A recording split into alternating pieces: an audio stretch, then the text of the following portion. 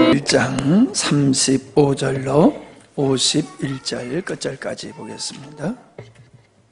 교독하도록 하시면 좋겠습니다. 또 이튿날 요한이 자기 제자 중 두 사람과 함께 섰다가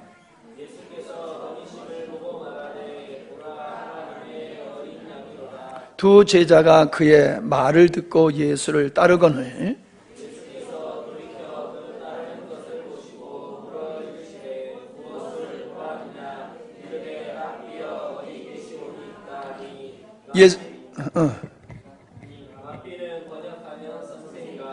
예수께서 이르시되 와서 보라. 그러므로 그들이 가서 계신 데를 보고 그날 함께 거하니 때가 10시쯤 되었더라.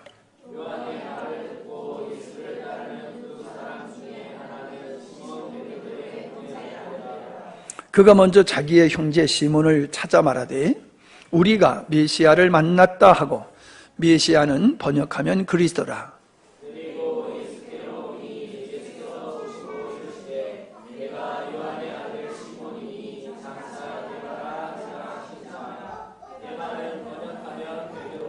이튿날 예수께서 갈릴리로 가시려 하시다가 빌립을 만나 이르시되 나를 따르라 하시니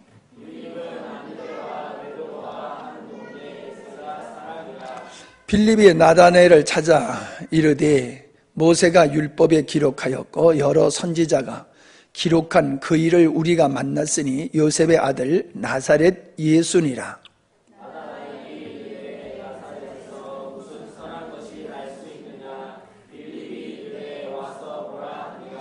예수께서 나다나엘이 자기에게 오는 것을 보시고 그를 가리켜 이르시되 보라, 이는 참으로 이스라엘 사람이라 그 속에 간사한 것이 없도다.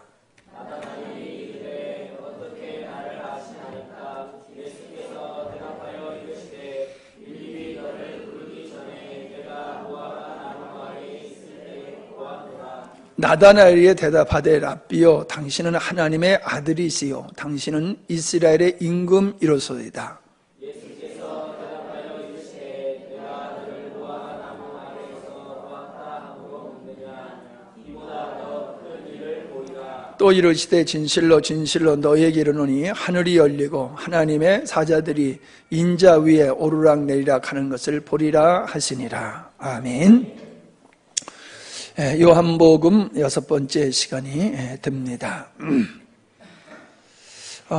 여러분들이 계속해서 요한복음을 읽고 묵상하시고 이렇게 말씀을 들을 수 있는 준비를 하시면 좋겠습니다. 여러분 나름대로 묵상을 하시고 오시게 되어지면 훨씬 은혜가 되지 않을까, 그런 생각이 듭니다. 항상 성경을 볼 때에는 하나님의 관점에서 봐야 된다라고 하는 것을 여러분이 의식적으로 그걸 인지하시고 하셔야 될 것 같습니다. 저도 어릴 때서부터 성경을 그냥 우리 선배들이 보아왔던, 어릴 때 들었던 어떤 그런 관점에서 성경을 보는 것이 몸에 배서 이게 우리가 의식을 하지 아니하면 그냥 그렇게 전통적으로 성경을 보게 되더라고요. 그래서 저도 계속해서 성경을 묵상할 때에는 하나님의 관점에서 보려고 애를 쓰고 있습니다. 오늘 말씀의 내용을 보면은 두 제자, 그러니까 세례 요한을 따르던 두 제자가 예수님의 제자로 바뀌어지는 모습이 나오고, 그 다음에 안드레와 빌립이 자기 형제를 전도하는 것이 나오고, 나다나엘이 예수님께 나오는 그런 것이 오늘 말씀의 내용이지요. 이로 보건대 여기에 이 말씀의 중심은 하나님이 당신의 백성들을 부르신다, 제자를 부르신다, 주님께서 제자들을, 영혼을 어떻게 구원하시고 제자들을 어떻게 삼으셨느냐라는 관점에서 오늘 본문 말씀을 보는 것이 가장 중요한 것이라고 생각이 되어집니다. 우리는 겉으로 보면은 이 안드레와 빌립이 주변의 사람들을 전도해서 그들이 예수님을 믿게 되고 또 그들이 예수님의 제자가 되어지는 것으로 나타나지만은 우리가 사도행전을 보면은 성령께서 사도를 통해서 역사하신 것과 같이 바로 주님은 제자들을 부를 때에 먼저 이 안드레와 빌립을 먼저 부르시고 그 다음에 또 다른 제자들을 그를 통하여 이렇게 부르시는 그 부르심의 방법이 아니죠. 부르시는 하나님의 그 원리를 우리가 여기서 볼 수가 있고 그걸 가장 중요하게 우리가 다루어야 되리라고 생각을 합니다. 그걸 염두에 두시고 먼저 우린 그 세례 요한을 따르던 제자가 예수님의 제자로 바뀌어지는 모습을 우리가 볼 수 있습니다. 그러니까 세례 요한이 예수님부터 먼저 등장하니까는 세례 요한을 따르던 것은 당연한 거지요. 근데 예수님을 따르던 세례 요한을 따르던 제자가 예수님을 이렇게 따르는 예수님의 제자가 되는 것뿐만 아니라 세례 요한을 따르던 사람들이 다 예수님께로 이렇게 옮겨지게 되어지는 모습을 보지요. 그랬을 때에 그 세례 요한이 그런 얘기를 하잖아요. 모든 사람이 예수님께로 가는 게 맞다. 그래서 나는 쇠하여야 되고 예수님은 흥하여야 된다. 나는 그들을 예수님께로 인도하기 위해서 온 존재다. 이렇게 말씀했기 때문에 예수님보다도 세례 요한이 먼저 등장을 했기 때문에 사람들이 세례 요한을 따랐지만은 그러나 세례 요한을 통해 가지고 예수님이 메시아라고 하는 것이 선포되어졌을 때에 사람들은 자연스럽게 예수님께로 가는 게 맞다라고 하는 거지요. 그러나 나중에 보면은 예수님을 따르던 자들도 다 예수님을 또 떠나게 되어지는 것을 보게 되지요. 그때 예수님이 너희들도 가려느냐라고 제자들에게 묻지 않습니까? 그때 제자들이 하는 말이 영생의 말씀에 계시니 우리가 어디로 가겠습니까? 라고 고백을 하지요. 그러니까 세례 요한을 따르던 두 제자가 예수님을 따르는 것과 세례 요한한테 와서 회개의 세례를 받고 또 예수님께 가는 이 군중들과는 차원이 다르다는 거지요. 군중들은 돌아섰어요. 예수님으로부터 돌아섰어요. 그러나 제자들은 돌아서지를 않았어요.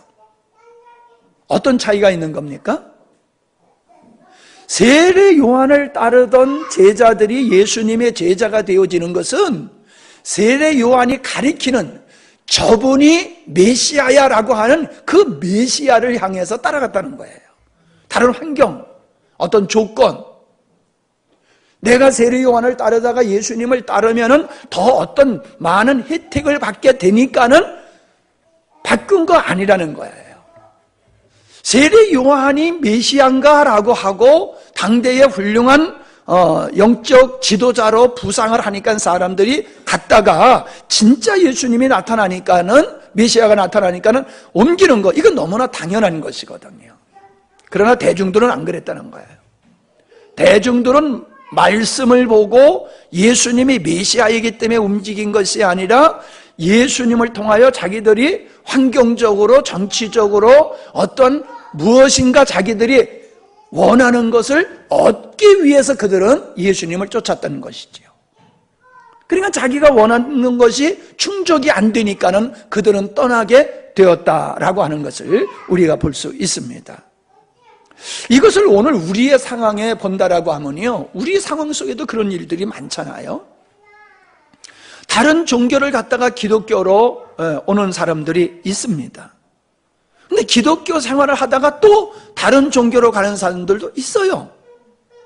그죠? 여러분의 주변에 보면은 교회 다니다가 절에 다니는 사람들 있고, 교회 다니다가 카톨릭으로 가는 사람도 있고, 교회 다니다가 아예 그냥 그만두는 사람도 있고, 교회 나오게 된 동기와 그들이 교회를 나가게 되는 동기, 나오게 된 동기와 나가게 되는 동기를 가만히 살펴보면은 메시아, 구원이라고 하는 관점에서 교회를 나오는 사람들은 제자들과 같이 바뀌어지질 않아요. 교회를 안 떠나요. 예수님을 안 떠나요. 근데 예수님을 교회를 나가서 자기가 어떤 유익을 얻을 걸 기대하고 종교를 바꾸거나 아니면 교회에 나왔던 사람들은 자기가 기대한 기대치가 이루어지지 않을 때 그들은 교회를 언제나, 예수님을 언제나 떠나게 된다는 거예요. 그러므로 우리가 다른 사람들한테 전도할 때 명확하게 해야 된다는 거예요. 사람들이 교회에 몇 명 모이게 하느냐가 중요한 것이 아니라 이분들이 교회를 나오게 될 때에는 정말로 내가 교회를 나오는 것은 내가 예수님을 믿고 하나님의 자녀가 되어서 하나님의 자녀답게 살다가 하나님 부르시면 천국 가겠다라고 하는 이 영적인 관점에서 믿음을 갖기를 시작해야지요. 신앙 가지면은 뭐 편안해, 아이들이 잘 돼, 신앙을 가지면은 하나님의 많은 은혜를 입을 수 있어. 다른 어떤 그 예수님을 믿음으로 구원받아서 구원받은 후에 부수적으로 얻게 되어질 것을 본질로 우리가 전도하면은 그분들은 언젠가 떠나게 된다는 거예요. 그런 것을 가져오고 그런 것을 기대하고 교회에 나왔던 사람도 예수님의 메시아라고 하는 걸 알아야지 남아있지, 예수님의 메시아라고 하는 것에 관심 없는 사람들은 떠나게 돼 있어요. 근데 그냥 떠납니까? 해코지하고 떠나지요. 교회가 어떠니, 목사가 어떠니, 그렇게 자기 나름대로 삐딱하게 본 것을 가지고 그렇게 험담을 하면서 나가서는 뭐 교회라고 성도라고 다 온전하지는 않잖아요. 그런 허물들을 교회 바깥에 나가가지고 또 많이 이렇게 부각시켜서 얘기하고 그런 분들을 우리가 볼 수 있어요. 그분들을 보면서 오늘 말씀과 연계해서 볼 때에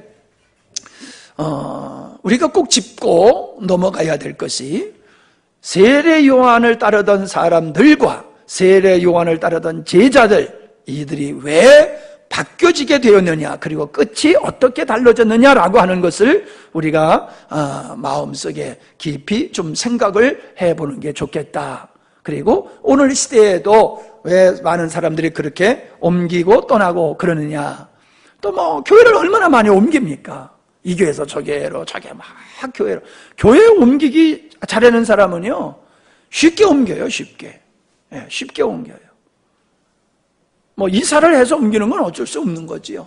그러나 같은 지역에서, 뭐 소위 말해서 함양이라고 하는 이런 조그만 동네에서도 교회를 수없이 이게 옮기는 사람이 있어요. 제가 아는 어떤 그분은요, 뭐 3개 교회인가 하나, 둘, 셋, 네 번째 지금 옮겼더라고요. 4번째요. 함양 지역에서 뭐 조그만 동네에서요. 그게 덕이 안 돼요. 근데 그 사람 얘기를 들어보면 갈 때마다 최고래, 그 교회가. 예, 우리 목사님 최고래요. 근데 조금 있으면 또 다른 데 가가지고 뭐 거기 목사님이 어쩌고 저쩌고 뭐 그러고 이 교회가 또 최고라고 또 거기 가서 또 그래요. 조금 있다 보면 또 딴 데 가서 똑같이 그래요. 그래서 당신은 내가 믿을 수가 없다. 예. 그런 생각을 내가 그분이 얘기할 때마다 뻔히 쳐다보면서 당신이 하는 말은 내가 신뢰할 수 없어. 또 언제 몇 년 후에 또 다른 교회 가가지고 지금의 목사님을 또 흠담할지 몰라. 그런 사람을 받아주는 교회도 문제인 것 같아요.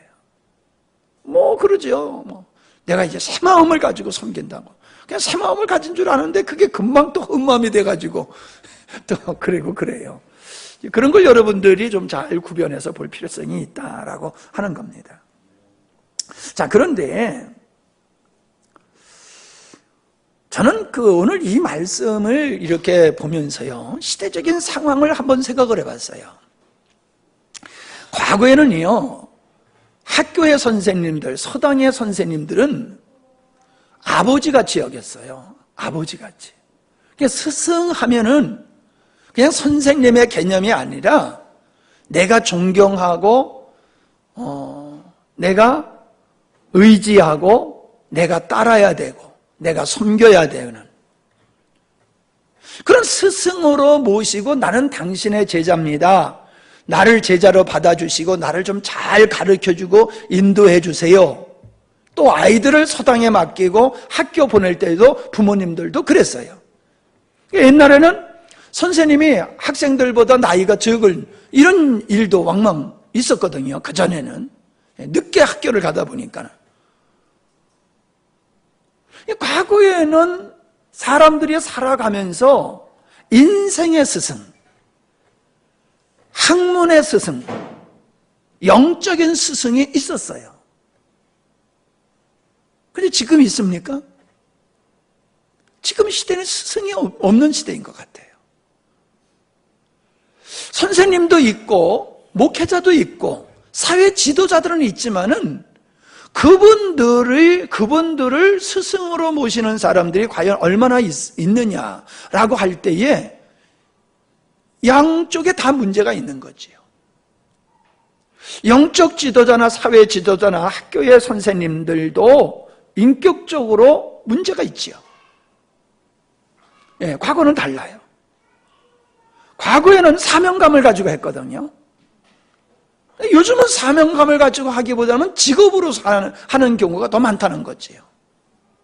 또 정치적인 색깔을 가지고 학교 들어가서 학원을 유린하는 이런 사람들도 있지 않습니까? 지도자, 영적인 지도자나 사회적인 지도자나 학교의 지도자가 또 이렇게 시대에 따라서 많이 변질된 것도 맞아요. 그러나 일반인들 의식에서도 많은 변화가 있다는 거죠. 내가 누구의 스승이 된다라고 하면 굴욕적인 느낌을 갖는 것 같아요. 감정적으로. 근데 사람은 사실 다 배워가지고 성장하는 거잖아요. 내가 배우지 않냐고 성장하는 사람이 어디 있어요? 근데 어떻습니까? 좋은 지도자, 좋은 스승한테 배웠을 때에 나도 좋은 지도자가 되고 좋은 스승이 되는 거잖아요. 그러니까 배우는 게 부끄럽지 않다는 거지요. 부끄러운 게 아니라는 거지요. 우리는 도리어 훌륭한 사람을 스승으로 모시는 것을 영광으로 여겨야 된다는 거예요.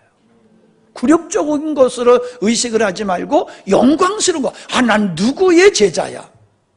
이걸 영광스럽게 여겨야 되는 분위기가 되어야 되는데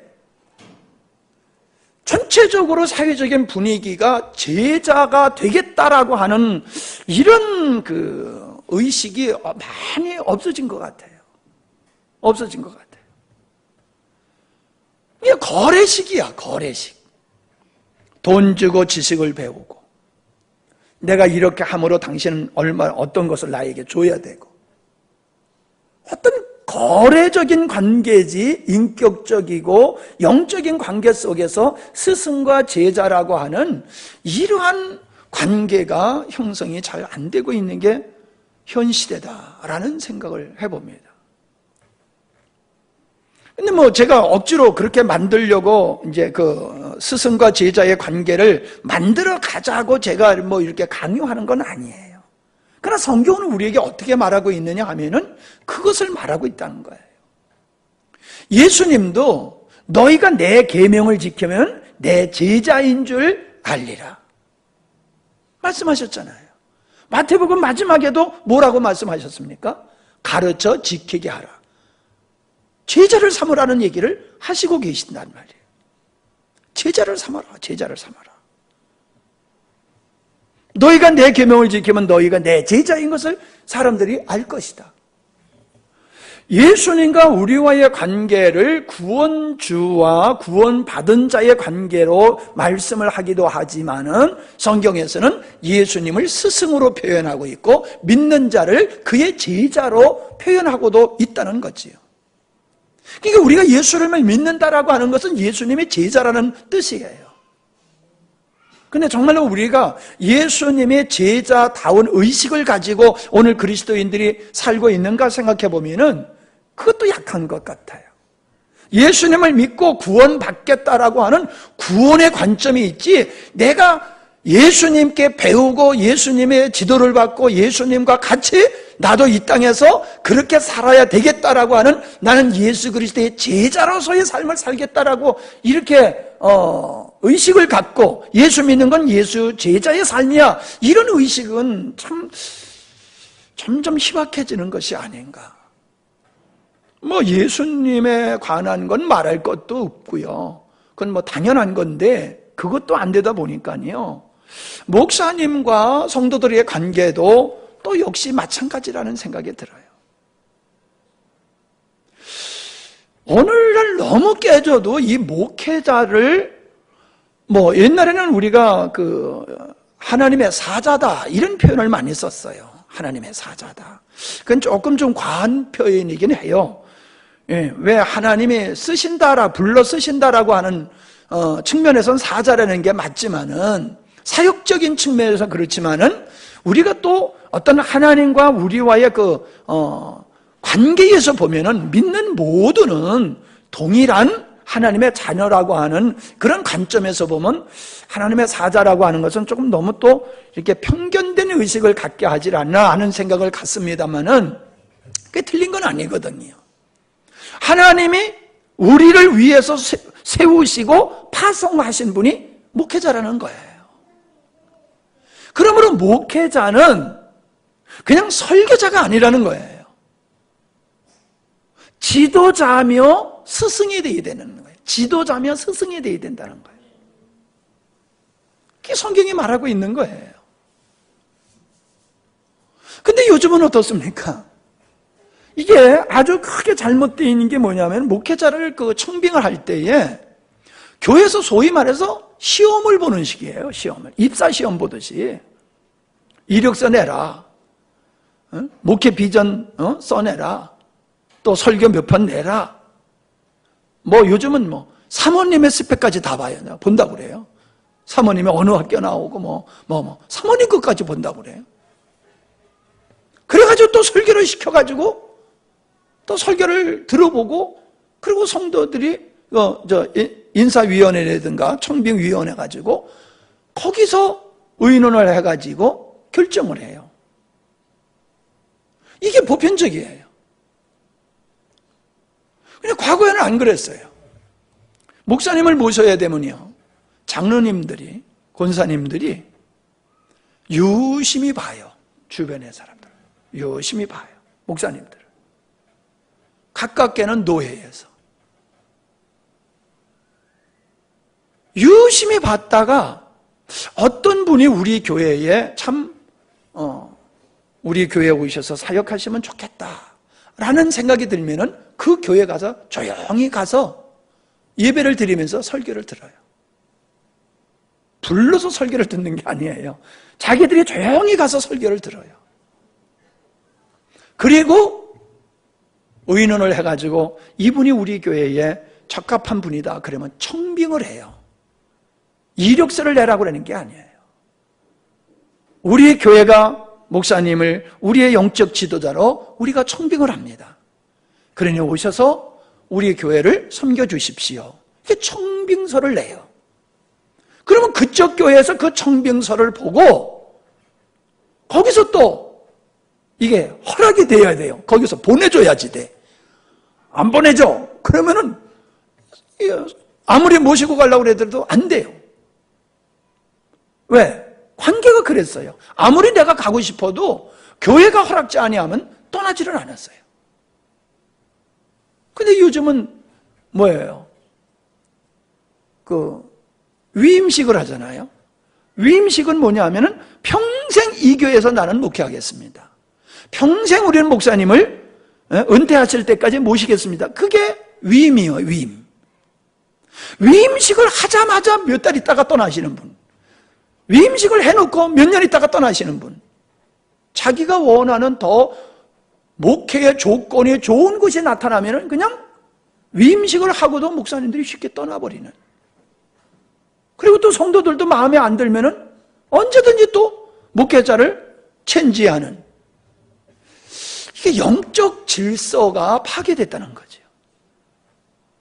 요즘은 어떤 식이냐면 목회자가 우리 교회의 지도자다, 리더자다 이런 개념보다는요 설교꾼이에요. 설교직. 당신은 그냥 설교만 하세요. 모든 건 우리가 다 알아서 할게요. 뭐가 문제예요? 목사님이 다 할 수 없어요. 그러니까 7 집사를 세웠듯이 장로님, 권사님, 집사님들이 교회 일을 함께 해야 되는 거 맞아요. 그러나 모든 총체적인 책임은 목사님에게 있고 목사님과 함께 해나가야 되는데 이게 반대가 돼버린 거예요. 설교꾼으로 세우는 거야, 설교꾼으로. 그리고 모든 건 우리가 알아서 하겠다. 이게 작은 교회의 모습이 아니라 큰 교회의 모습들이 점점 그런 식으로 가다 보니까는 이제는 뭐 대세가 그렇게 돼버린 거지요. 뭔 얘기를 제가 하고 있는 겁니까? 목회자를 교회의 지도자로 이렇게 인식하는 풍토, 이런 영적인 풍토가 깨져버렸다는 거예요. 목사님을 존중하고 스승으로 모시는 이런 영적인 토양이 파괴가 돼버렸다는 거예요. 어저께도 지난주에도 말씀드렸지만은 데살로니가 교회 성도들은 사도들이 말씀을 전할 때에 하나님의 말씀으로 들었다는 거예요. 사도들이 말씀을 전할 때에 사도들의 이야기로 듣지 아니하고 하나님의 말씀으로 들었다는 거예요. 뭐 그러면 그때 사도하고 오늘 목사님하고 명성이 똑같습니까? 이래고 또 뭐 반문할지도 몰라요. 그러나 실력 가지고 그러는 게 아니지요. 지도자라고 하나님께서 교회의 지도자로 세웠기 때문에 그 지도자를 존중하고 영적 질서를 지켜 나갔다라고 하는 겁니다. 우리는 그 예수님 당시에 예수님을 십자가에 못 박아 죽여야 된다라고 하는 대제사장의 이야기가 나오는데 그게 옳다라고 얘기를 했어요. 왜 옳다고 그러냐면은 그가 제사장이기 때문에 하나님께서는 그 입을 통해서 예수님이 십자가에 못 박혀 죽어야 되는 게 맞다라고 하는 것을 그 제사장이 이야기하게 했다. 그렇게 말씀이 기록되어 있거든요. 그러니까 비록 그분의 영성이 부족하다라고 하지만은 하나님께서 세우셨을 때는 그를 쓰신다는 거예요. 엘리 제사장이 얼마나 엉터리였습니까? 그럼에도 불구하고 하나님은 그 엘리 제사장을 통해 가지고 그 사무엘이라는 영적 이스라엘의 아버지를 하나님은 만들어내셨잖아요. 하나님은 그렇게 하신다는 거예요. 당신이 세운 종들을 가지고 당신의 뜻을 이루어 가신다는 거죠. 그래서 보편적으로 우리는 교회에서 지도자는 우리가 존경해야 될 지도자지 나이로 본다든가 사회적인 지위를 가지고 사회적인 지위가 높으면 목사님보다 높다고 생각하는, 아니 우리 교회에 어떤 분이 지금은 안 계시지만은 그런 분이 있어요. 우리 아들이 목사님보다 더 공부 많이 했어. 그런 말씀을 하신 걸 내가 들었어요. 내 앞에서 직접 한 건 아니고 그 말이 돌아서 들어왔는데, 아니 목회자가 목회하려고 그러면 세상 공부 다 해야 됩니까? 목회자는 신앙만 하면 되는 거야, 신앙. 그리고 다른 것은 부수적으로 하는 거지요. 그런데 세상적인 공부한 것을 갖다가 목사님보다 공부를 더 많이 했으니까 우리 아들이 목사님보다 더 훌륭해, 이런 의식을 가지고 있는 분이 있었어요. 아니에요, 그게. 다른 분야에서는 예를 들어서 의사, 그러면 의학적으로 그분이 훨씬 더 훌륭하지요. 교수, 그러면은, 그분이 더 전문적인 지식에 있어서는 그분이 더 훌륭하지요. 근데 목사님은 뭐예요? 신학, 하나님과 인생에 관해서 전문자로 하나님은 세우신 거란 말이죠. 왜 교회 나옵니까? 교회 나와가지고 세상적인 지식을 배우려고 교회 나오는 겁니까? 의학을 배우려고 나오는 겁니까? 아니잖아요. 영적인 거, 인격적인 거, 삶에 관한 거. 우리 배고프면은 식당으로 가지요. 배고픈데 어디로 갑니까? 배고프면은 식당으로 가잖아요. 우리 인생에 필요한, 영혼에 필요한 것이, 그것을 다루는 것이 교회고, 그걸 다루라고 세운 분이 목사님이란 말이에요. 그러니까 와서 세상에 어떤 지식이 있고 어떤 지위가 있어도 하나님 앞에서는 자녀고 또 영적인 지도를 받아야 되고 인생의 지도를 받아야 되니까는 그렇게 하는 거예요. 사실 저도요, 열등의식이 많은 사람 중에 하나예요. 열등의식이 저에게도 있어요. 뭐 그분의 말과 같이 뭐 내가 세상적인 지식이 많지를 않잖아요. 뭐 내가 그렇게 뭐 유능하고 똑똑하지도 않고 뭐 그러다 보니까 내 자신이 많이 위축이 되어 있던 게 사실이에요. 그래서 사회적으로 공부 많이 한 사람 보면 괜히 그 앞에 가면 내가 쫄고, 큰 교회 목사님 앞에 가면 내가 쫄고, 예? 교수님들 앞에 가면 내가 쫄고, 뭔가 좀 사회적으로 많이 배웠다 하는 사람들 앞에 가면 제가 쫄았어요. 쫄았다는 말이 이게 적당한 표현인지 모르지만요. 그런데 내가 그분들을 만나고 보니까요, 그분들은 그 분야에서 나보다 탁월해요. 그런데 영적인 부분과 인생에서 부분에서 보니까는 나한테 배워야 되겠더라고요. 나한테 배워야 되겠더라고요. 그리고 그분들도 나한테 오는 이유가 그것 때문에 오는 거지 다른 것 때문에 오는 게 아니라는 거예요. 우리가 교회에서 만나는 것도 다른 것 때문에 만나는 게 아니잖아요. 영적인 거, 신앙적인 거, 인격적인 거, 삶에 관해서 그것 때문에 우리가 모여서 관계를 가지고 사는 거지. 아니, 허다못해 고추 농사를 져도 우리 집사님들이 나보다 더 잘 짓잖아요. 김장을 담근다고 해보세요.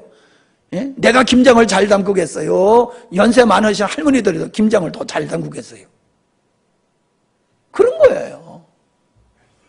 그래서 우리는 인생과 영적인 측면에 있어서 지도자가 있어야 되고, 지도자를 하나님이 세우셨고, 그 지도자와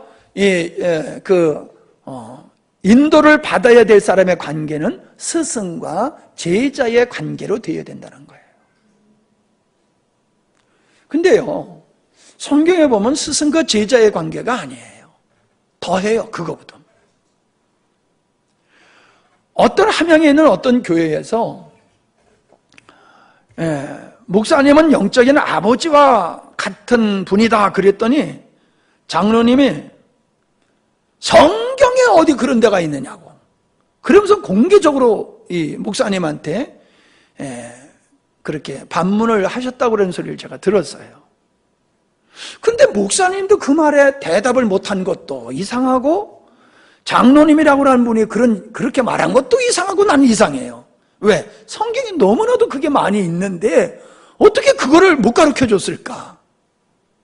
아니 목사님도 그 말을 아니 성경 여기 있잖아요 라고 펴가지고 보여주면 되는 건데 그걸 알면서도 안 하셨는지 몰랐어서 안 하셨는지는 모르겠지만은 그렇게 반문하시는 것에 대답을 안 하셨다고 그래요. 못 하셨는지 안 하셨는지. 근데 사도 바울이 디모데를 향해서 뭐라고 그랬어요? 아들이라고 그랬어요. 한 번만 그런 게 아니에요. 아들이다, 아들이다. 디모데를 향해서만 그런 게 아니에요. 디도를 향해서도 내 아들이다. 믿음으로 내 아들이라고 그렇게 얘기를 했어요. 그러니까 제자와 스승의 관계보다도 더한 것이 아버지와 아들의 관계였다는 거지요. 그렇게 성경에서는 그런 관계를 가졌다는 거지요. 갈라디아 교회는 사도 바울을 위해서 눈이라도 빼줄 수 있으면 빼주기를 원했다고 그랬어요. 여러분, 눈을 빼준다는 게 그게 쉽습니까? 어려운 거잖아요. 그렇게 갈라디아 교인들은 사도 바울을 그렇게 사랑했고 존중했다라고 하는 것을 우리가 볼 수 있습니다. 여러분이 충분히 이해하시리라고 생각을 하기 때문에 제가 편하게 말씀을 드립니다마는 목사님들을 잘 섬겨라 그런 측면에서 하는 얘기가 아니에요. 하나님의 영적인 원리, 질서를 우리가 존중해야 된다는 거예요. 그래서 다윗이 사울을 왜 안 죽였어요? 하나님이 기름 부으신 종인데 내가 어떻게 그를 손을 댈 수 있느냐라고 했잖아요.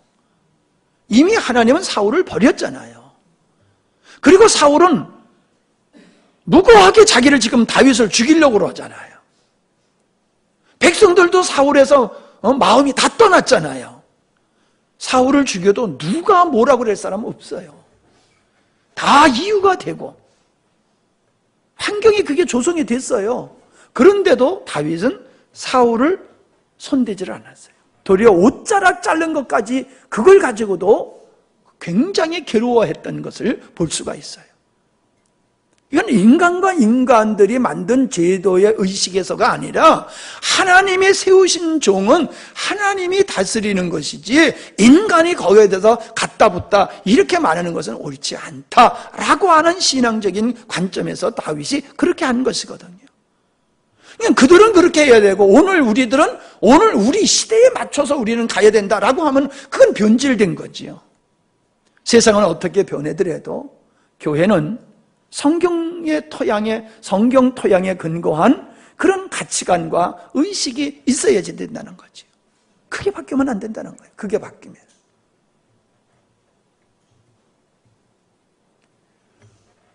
저는 목사님들을 잘 섬기자라고 하는 것을 저는 그렇게 주장하고 싶지는 않지만은 영적인 질서는 반드시 지켜야 된다고 생각합니다. 저도 가능하면은 제가 여러분과 밥 먹다 보면은 제가 여러분 밥을 사는 게 제일 편하네요, 제가. 내가 얻어먹는 것보다는, 얻어먹는다는 말이 좀 잘못 들을 수도 있는데, 대접받는 것보다는 내가 대접하는 게 더 편하네요. 솔직하게. 근데요, 어떤 교회 목사님들하고 얘기하면은 당연히 또 목사님한테 목사님이 대접을 하는 게 아주 그게 당연시 되어 있다고 그래요. 그것도 또 문제잖아요. 목사님은 나는 목사님이니까 나는 항상 대접만 받아야 돼. 이것도 문제지만은 목사님은 성도를 섬기는 분이니까 목사님은 우리를 섬겨야 돼. 그러니까 밥값 내는 건 당연히 목사님이 내야 돼. 뭐 우리 교회는 그런 게 없으니까 내가 편안하게 얘기를 해요. 뭐 서로 내려고 그래서 문제지. 근데 이게 실질적으로 지금 이런 추세가 되어 있더라고요. 나가서 이렇게 목사님들하고 얘기하다 보면요. 요즘 성도들은 밥값을 안 내는데 목사하고 밥 먹거든. 그런 얘기를 하는 걸 들으면서 희한하다. 희한하다. 아니 목사 거덜낼 일이 있어? 아니 생각해 보세요. 10명하고 밥 먹으면 목사님이 10번 밥 사야 되는데 그러면 어떻게 되겠어요? 자기는 한 번 사면 되는 거지만 목사님은 만나는 사람마다 밥값 내려고 그러면 사례비 가지고 그게 되겠어요? 네? 올해는 내가 편하게 얘기합니다. 올해는 세뱃돈이 별로 안 나가서 내가 참 좋았어. 사모님이 나한테 뭐라고 또 그러네. 내가 편하게 얘기한다고 그랬잖아. 내 아까워서 하는 얘기가 아니야. 그냥 실상을 한번 이렇게 편하게 얘기하는 거예요. 근데 솔직히 이걸 인식을 못 하시는 분도 있어요. 그럼 목사님이 진짜 편하게 얘기합니다. 아이들한테 10,000원씩 주면은 받는 애들 10,000원, 요즘 10,000원이 뭐 좀 그렇잖아요. 명절 때 세뱃돈 하면은 이제는 5,000원 넘어서 10,000원 넘어서 그래도 이게 뭐 어른들이 주면 몇만 원씩 주잖아요. 근데 목사님이 10,000원 주면 애들이 볼 때 우리 3,000원 5만 원 주는데 목사님은 10,000원 주네. 그러겠어요, 안 그러겠어요? 애들이 그런 생각 가져요. 가질 수 있어요. 그러면 여러분들은 어떻게 그걸 가르쳐야 되는 줄 알아요? 목사님이 주는 10,000원은 이건 10만 원, 100만 원 같은 거야. 그렇게 애들을 가르쳐야 되는데 받았어? 감사해. 그러고 끝나버리면 안 된단 말이에요. 그럼 애들이 에이 목사님 째째하게 10,000원 주시네. 나 그 째째한 소리 안 들으려고 나 신경 쓰는데 그거 부담되더라고. 목사님은 너무 솔직해서 탈이지. 여러분이 다 이해하리라고 생각해요. 제가 얘기하는 것은, 이런 사례를 얘기하는 것은 이 돈의 문제를 얘기하는 게 아니고 섬겨야 된다, 섬기지 않아야 된다 그 얘기를 하는 게 아니죠. 본질을 얘기하는 거죠. 본질. 하나님은 교회의 지도자로 사도와 선지자와 복음 전하는 자와 교사와 목사를 두었다. 왜? 그들을 온전케 하기 위해서다. 하나님께서는 그들을 통해서 그런 일을 하신다는 거예요. 그렇기 때문에 그분들과 관계가 스승과 제자라고 하는 관계가 돼야지 영적 지도를 받게 되지, 그런 부담이 하나도, 존경하는 마음도 없고 그런 부담 없이 관계를 갖게 되어지면요, 목회자를 통해서 주님이 주시는 메시지가 주님의 음성으로 안 들리는 거예요. 주님의 음성으로 들려야지 돼요.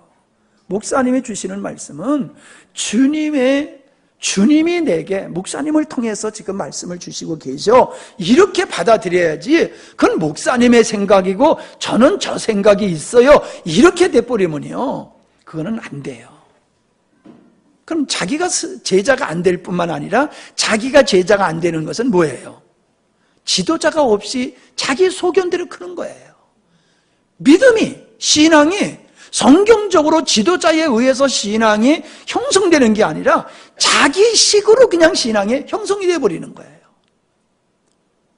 그러니까 교회에서 소위 말해서 속된 말로 하면 무서운 사람이 없는 거예요. 자기가 최고야. 자기 생각이 가장 옳고 자기의 주장이 가장 합리적이고 합당하다고 생각하는 무인격의 그런 모습을 교회에서 보이는 사람들이 있어요. 왜 그런 줄 아세요? 나는 당신보다 훨씬 난 성경도 많이 알고 있고, 난 당신보다도 많이 인생을 살았고, 난 당신보다도 많이 배웠고, 나는 당신보다도 이 우월의식이 있어요. 교회에서 가장 골치 아픈 사람이 누군지 아세요? 신학 공부하고 목회 안 하는 사람이에요. 신학 공부하고 목회 안 하는 사람은요, 앉아가지고 목사님 설교 평만하고 앉아있다고 그래요. 나도 신학 공부했어. 내가 목회를 안 할 뿐이지. 나도 배웠거든. 근데 내가 배운 거하고 목사님 설교하는 거하고 다르네. 왜 목사님은 저렇게 설교하시지? 이러면서 사사건건 목사님의 설교를 가지고 논하는 이런 사람들이 참 힘들다고 그래요. 근데요, 사실 목사님들이요, 신학 졸업하고는 뭐라는 줄 알아요? 내가 목회를 뭘로 해야지? 배울 때는 그냥 헉헉하고 공부를 했는데 나와서 설교하려고 그러면요, 이게 그렇게 힘든 거예요. 근데 그런 분들은 그런 경험을 못하는 거예요. 그냥 자기가 신학 공부했다는 걸 가지고 다 알고 있다고 착각하는 거지요. 동등하게 생각하는 거예요. 동등하게. 예. 하나님 앞에서는 동등하지만은 교회의 질서와 메시지를 전하는 측면에 있어서는 절대로 동등한 게 아니에요. 하나님은 지도자로 세웠다는 거예요. 내가 지도자를 존중하고 그 지도자를 통해서 내가 신앙의 지도를 받아서 내가 아름다운 신앙을 형성해야 되겠다고 하는 그런 자세를 가질 때에 신앙이 지도자에 의해서 아름답게 성경적으로 형성될 수 있는 것이다 라고 하는 겁니다. 여러분이 한번 가만히 주변을 살펴보십시오. 목회자를 존중하지 않는 사람 치고 신앙과 그 삶이 반듯한 사람 보셨습니까? 저는 못 봤어요. 가장 자기가 교회를 사랑하고 가장 자기가 합리적이고 논리적이라고 주장하는 사람은요, 세월이 가다 보면요, 반드시 교회에서요, 무리를 일으킬 뿐만 아니라 교회를 떠나더라고요. 교회를 떠나요. 하나님을 떠나는 거예요. 교회를 떠나는 정도가 아니라 아예 하나님을 떠나는 그런 모습을 볼 수 있어요. 영적 교만은요, 누구도 못 건져요. 그래서 목사님의 영적 교만에 들어보내면요, 정말로 문제가 심각하게 되는 거지요. 다른 교만보다 영적 교만은 이게 얼마나 고질적인 병인지 건지기가 어려워요. 내가 배운 것이 전부다. 내 경험이 전부다. 지난주에 그러잖아요. 이영하 목사가 그 자수성가한 사람들이 고집이 세다고 그 얘기를 하는데 좀 내 가슴이 좀 뜨끔하더라고요.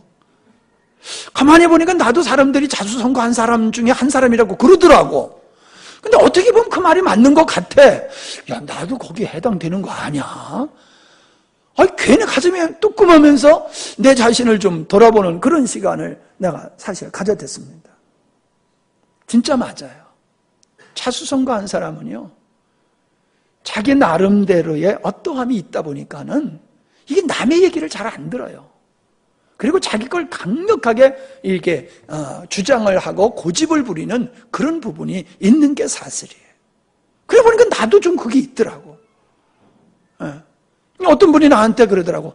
목사님은 복음에 미친 사람이에요. 그러더라고. 맞아요. 나 복음에 미친 사람이요. 그러면서도 내 한편으로는 그래, 복음에 미치는 건 좋은데 이게 제대로 미쳐야 되는데 이게 설익은 전병과 같이 온전하지도 못하면서 내가 온전한 줄로 착각해가지고 내가 복음에 미쳤다는 소리를 들으면 어떻게 할까? 그런 두려운 마음이 들더라고요. 복음에 미쳐야 되는 건 맞지만 제대로 된 복음을 아닌데도 불구하고 내가 깨달은 복음이 전부다라고 하면서 그 고집스러운 모습을 가지고 산다라고 하면은 이건 참 불행한 것이다. 그런 생각이 들더라고요. 근데 다행스럽게 사람들이 그래요. 목사님이 1년마다 하는 집회에 참석하면은 늘 하셨던 말씀을 하신다는 거예요. 맞지요. 늘 복음에 대한 얘기니까 또 주제를 똑같은 교재를 가지고 하니까는 늘 들었던 말씀을 듣는 거예요. 맞지요. 근데 그런 얘기를 해요. 늘 하셨던 말씀인데 들을 때마다 목사님은 업그레이드가 됩니다. 그래요. 들을 때마다 같은 얘기지만은 그 말씀이 업그레이드가 된 것을 볼 수가 있으면 느낍니다. 그런 얘기를 하더라고요. 그러니까 좀 마음이 내가 좀 편하더라고요. 고집스럽지 않다는 얘기지. 그지? 예, 그 고집스럽지 않다는 얘기잖아. 그러니까 아유, 뭐 좀 감사하네. 이제 그런 생각을 내가 좀 했댔습니다. 뭐 오늘 그냥 어떻게 하다 보니까는 이 부분에 모든 시간을 다 할애를 했네요. 어찌 보면은 의식의 유연성이 필요하다는 거예요. 제가 늘 얘기하지만은요, 사람은 어쩔 수 없이 자기가 배운 대로 경험한 대로 살게 돼 있고 생각하게 돼 있다는 거예요. 어쩔 수 없어요.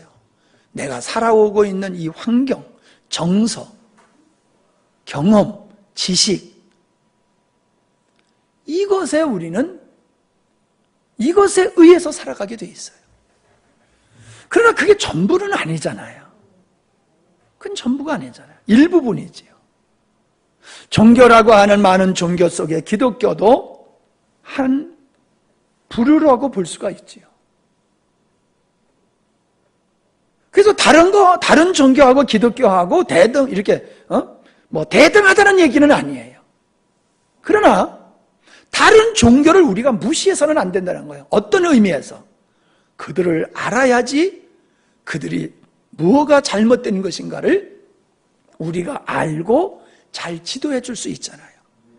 그냥 무조건 너희들을 아니요 이렇게만 해도 안 된다는 거죠. 뭐가 아닌 것을 우리가 알아야 된다. 그런 측면에서는 우리는 다른 종교도 가능하면 좀 열심히 알아보는 것도 좋다. 근데 내 것도 지금 제대로 안 알아보는데 그것까지 알아볼 시간이 어디 있어. 그러니까 내가 그런 얘기는 아예 안 하는 거지요. 네.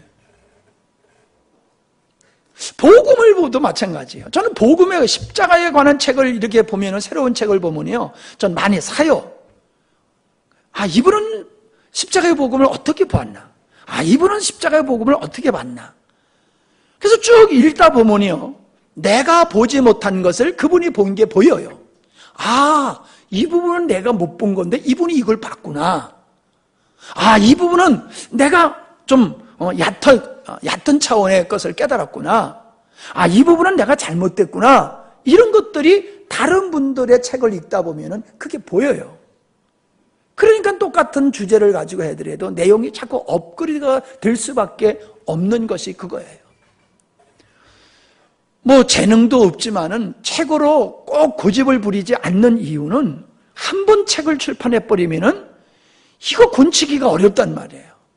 근데 교재로 한 거는 이거는 곤칠 수가 있고 그건 큰 문제가 안 돼요. 교재로 한 건. 그러나 책으로 내게 되면은 이건 차원이 달라져요. 그래서 제가 책으로 내는 거를 그렇게 서두르지 않는 이유가 거기 있는 거예요.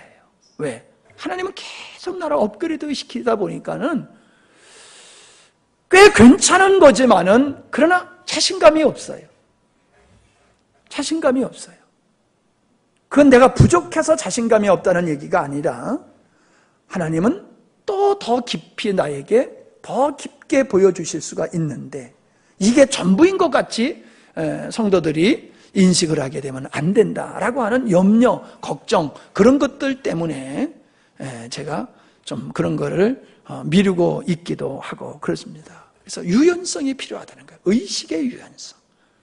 내가 이렇게 알고 있다, 내가 이렇게 살고 있다, 우리는 이렇다, 이런 거에 너무 묶이지 말고 자연스럽게 우리가 유연성을 가지고 내가 아닌 것은 빨리 내려놓고 좋은 것, 더 깊은 것, 아름다운 것들은 빨리 받아들이는 그런 자세가 우리에게 필요하다라고 하는 겁니다.